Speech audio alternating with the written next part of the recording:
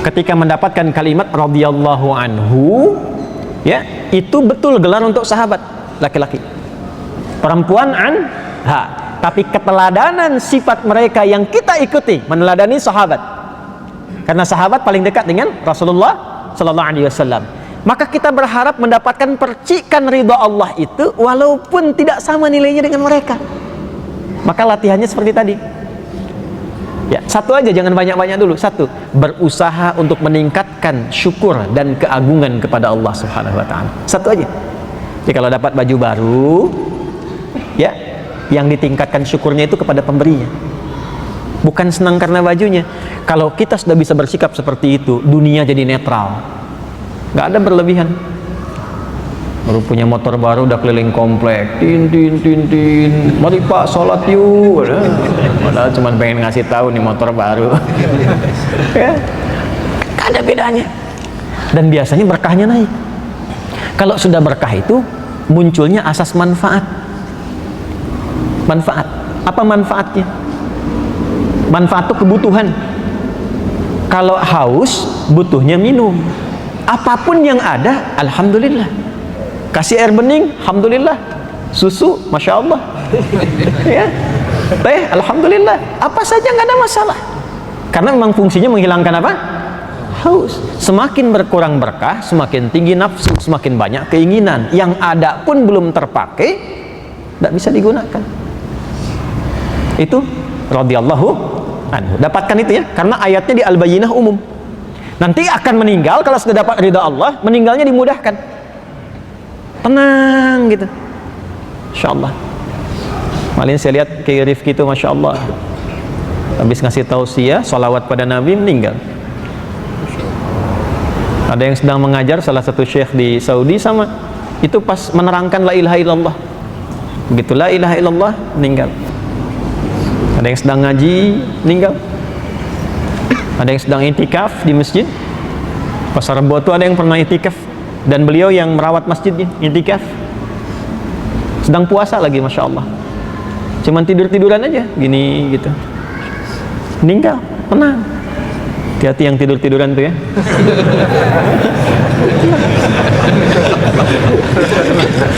Nah, dan panggilan ketenangan itu dilekatkan dengan ridha Allah. Itu ditemukan di Quran surah 89. Ya, kita ngajinya kan Quran Sunnah.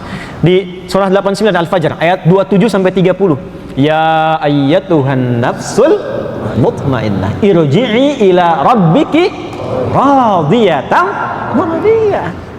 Hei jiwa yang tenang. Kenapa tenang? Karena mendapat ridha Allah, dan dia pun ridha dengan pemberian Allah. Radiyatan mardiyah. Dia ridha dengan pemberian Allah, Allah ridha dengan kepulangannya. Ketika Allah ridha, digolongkan pada hambanya yang soleh, disiapkan surga untuknya. Itu surganya ditampakkan sebelum wafatnya, makanya tenang. Ditampakkan surganya, makanya tenang. Dari mana taunya? Fadkhuli fi ibadi wadkhuli jannati. Kalimat wadkhuli jannati itu ditampakkan saat sakaratul maut. Makanya tenang, enak. Coba baca deh ya tafsirnya tentang Sayyidah Asiyah itu, yang istrinya Fir'aun. Ya, ketika beliau meminta kepada Allah, Rabbi bnili, ya Allah mohon bangunkan indaka baitan fil jannah, untukku satu tempat yang dekat denganmu di surga. Itu ditampakkan oleh Allah sebelum wafatnya.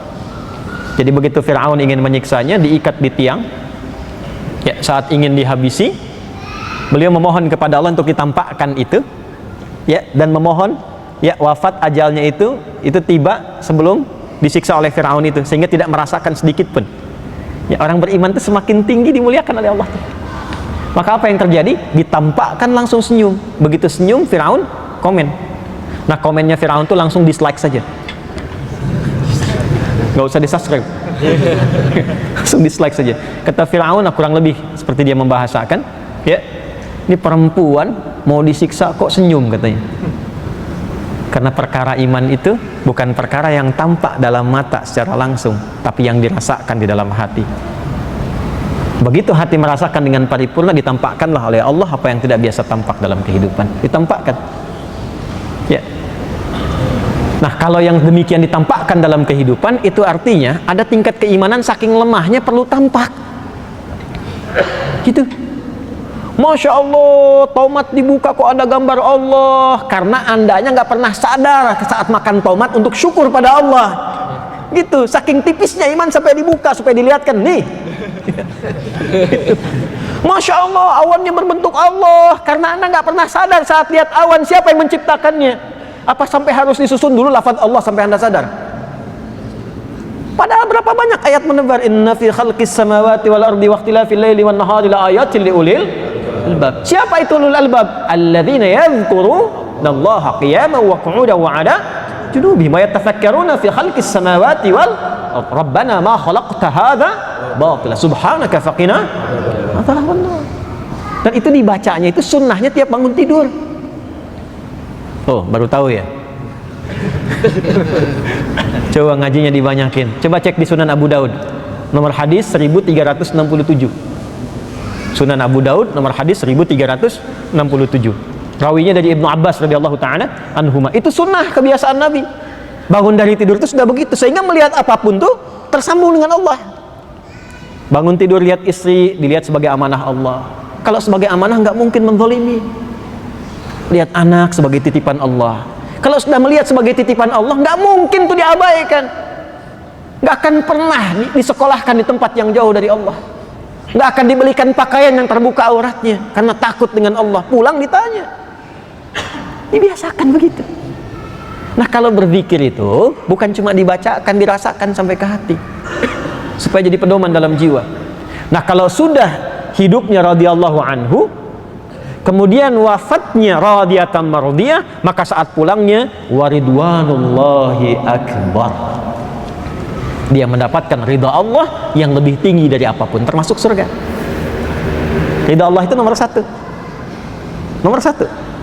Kalau sudah dapat ridha Allah, itu surga manapun mudah untuk didapatkan. Ya, tentu dengan amal soleh. Nggak mungkin dapat ridha Allah tanpa amal soleh, itu mustahil. Ya, terukur sampai ke amal. Maka berusahalah beramal itu bukan karena amalnya, untuk menarik perhatian Allah. Itu yang dimaksud dengan ihsan.